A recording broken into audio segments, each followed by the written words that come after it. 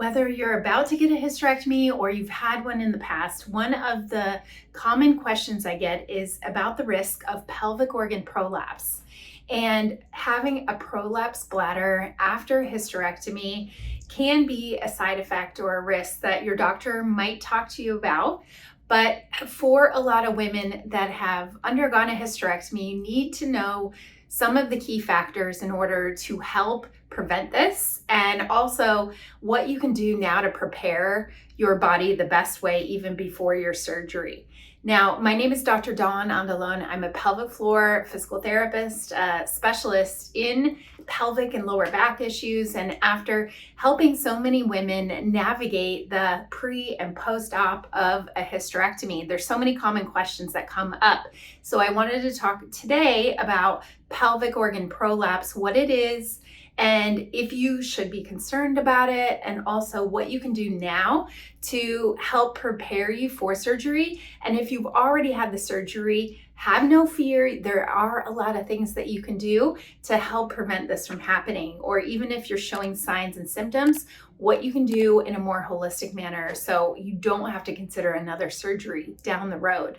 Now, a pelvic organ prolapse is when the pelvic organs, but especially we're talking about the bladder, because after a hysterectomy, if you no longer have your uterus, you can get a prolapse through your rectum, and you can also get a prolapse through your bladder. And this means is putting pressure on the vaginal wall because the ligaments that are holding the bladder in place become stretched, loosened. You have less support around the pelvic floor area, and these muscles help support those pelvic organs. So after a surgery and having your pelvic organs removed, like your uterus or your cervix, whatever type of hysterectomy that you had, it is important to really know how to work on the core muscles and the pelvic floor after surgery, so therefore you can have more support for your bladder. Your doctor may talk about some of the risks of having urinary incontinence or having frequency or leaking because of bladder-related issues after surgery. But there are a lot of ways, not only doing Kegel exercises, that's not what I'm talking about, but how we can support this area better in order to avoid a prolapse bladder from happening or even getting worse. So I also did another video on this channel, go back to my hysterectomy playlist, about some of the red flags after surgery and even some of the best exercises to do after a hysterectomy. But today we're going to talk more specifically about prolapse. So some of the factors that can affect a risk for prolapse is if you already have a lot of weakness in this area. I'm talking about not just your pelvic floor muscles, the muscles down here that support at the bottom part of your pelvis, but if you have a weak core, your abdominal muscles, your back muscles, and how that system all has to work together to support your bladder. If you're going into surgery already with a lot of weakness and you maybe have gained some weight or you haven't been exercising as much, then it can set you up for more of this type of symptoms afterward. Now, what does a prolapse actually feel like? Well, like I mentioned, you will have a lot of urgency or frequency or even leaking from your bladder. And also, you may feel this pressure or heaviness or even see a protrusion down in your vaginal area. Now, I know this sounds scary, but we're talking about all the things that women ask me after hysterectomy. So that's the point of this video, not to scare you, but you want to do the best things to help you. Now, having a prolapse bladder can come with those symptoms, or it might not come with symptoms until way down the road when you start getting more active and you've fully recovered from your surgery. It is common to have a little bit of leaking or difficulty with bowel or bladder symptoms right after the surgery, but those should resolve, especially as you get like 6 to 8 weeks after surgery or whenever your doctor clears you for exercise. You should be doing some pelvic floor and core related strengthening the right way, not just thinking about crunches or planks. You want to work on those pelvic floor muscles in a more therapeutic way. But if you have a lot of pre-existing weakness that can set you up for having a little bit more difficulty after your surgery and creating more of a risk for prolapse. Other risk factors might even include the type of surgery you had. So if it's a lot more involved and you had a total or complete hysterectomy and you have an abdominal incision that is healing, therefore your body is going to need to address the healing in a little bit longer manner. You may take more time to recover and heal. And you also want to address any of that scar tissue that you have on your lower abdominal area, and make sure that you're not getting any scarring down once that incision has healed. I do have another helpful video on talking you through scar tissue mobilization and massage techniques that are very helpful for this. But if you had more of an involved surgery, this also can be a risk factor because you need to help that scar tissue heal so it doesn't put more pressure on your pelvic floor area and through your abdominal wall. Another great thing is seeing a pelvic floor physical therapist that can talk you through these things in person and guide you in the right direction. I also have a very thorough hysterectomy recovery online program that takes you through some videos and talks you through how to recover the best way, with some strategies to help you, especially with scar tissue, constipation relief, and exercises to help you as well. So I'll put that link below. Now, one of the other factors that can contribute to a prolapse is also your history with childbirth. Maybe you had multiple pregnancies and you have some weakness or haven't really addressed the pelvic floor muscles and doing the right types of strengthening exercises. Now, Pilates-based exercise can be very helpful for this. And if you've had a lot of children in the past, but you haven't really regained your strength and really restored your body with your core and your pelvic floor, that also can set you up for a more of a risk factor for having a bladder prolapse down the road. Also too, if you've done a lot of chronic straining when going to the bathroom, maybe you have a lot of constipation issues and you feel like you're bearing down a lot, this also contributes to a prolapse because you don't want to overstrain and put a lot of pressure on your pelvic floor.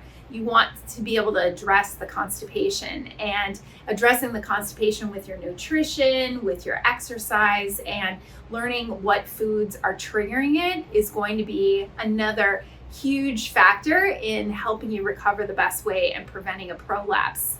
Also, if you're too soon after surgery and you start lifting anything heavy, doing anything too strenuous, I also tell this to women who have had a C-section or just had a baby. If you start doing too much heavy lifting too soon afterward, even if you start feeling better, that can also put a lot of pressure down on your pelvic floor if your muscles don't learn the right way to support the heavy lifting too. You're going to call on that area and put more pressure on your pelvic area. So some of the common symptoms, you might feel that pressure or heaviness, you might feel some achiness in the front of your lower abdominal region or even back by your tailbone or lower back. You may feel some back pain or abdominal pain. You may also feel that pressure or heaviness in your vaginal area, or even experience a lot of that frequency, urgency, or even leaking when you cough or sneeze, or maybe just when your bladder is full, you feel like you can't hold it. So what you can do is adding more fiber to your diet, keeping a healthy and balanced lifestyle with working in those pelvic floor and core strengthening exercises, and also keeping your weight in check. So if you feel like you're gaining a lot of weight, especially after surgery, you may want to meet with someone that can evaluate what you're doing for nutrition, diet, and exercise, and also looking at your hormone levels on what could be contributing to more of a weight gain. I know that if you have a total hysterectomy and maybe you had your ovaries removed and you are put into menopause, you definitely want to consult with a doctor to talk about hormone replacement, if it is for you or not. And this also too can help with all these changes that happen after surgery, and can also have you undergo a more smooth process as you're starting to get back into exercise and just feeling better in your own skin too.